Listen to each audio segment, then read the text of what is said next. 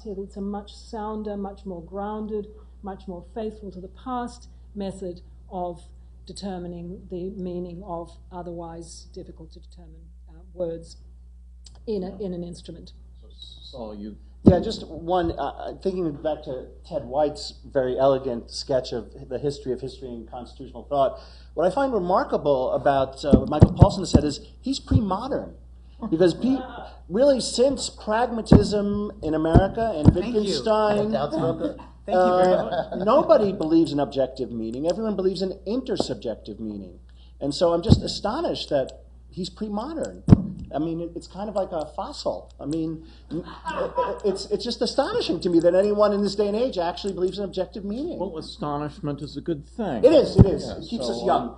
And those who want to come, why don't you come to the microphones but as you do, let me throw one last question to Helen, which is, okay, history doesn't work very well in law, but what does? I think, for example, of Ronald Dworkin, who says we should look more to moral philosophy, but it too takes a lot of time. It too should be skeptical. It seems as though everything, and we could talk about precedent, everything is subject to something like the critique that you give, and yet judges have a duty to decide the cases.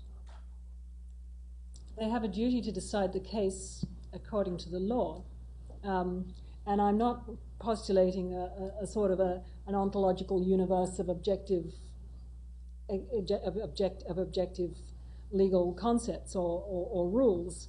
The duty, there are all sorts of reasons that judges have a duty to apply the law, partly because that's what their job description is. So as far as possible,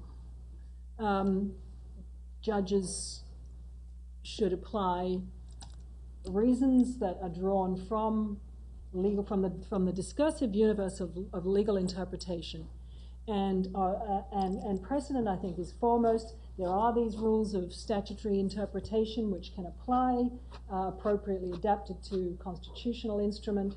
That is they are methods which are legally authoritative. They have their own status in relation to the decisions that are being made. Then they're not drawn from another universe. I'm not suggesting that the history can't be a background factor in reaching legal conclusions, or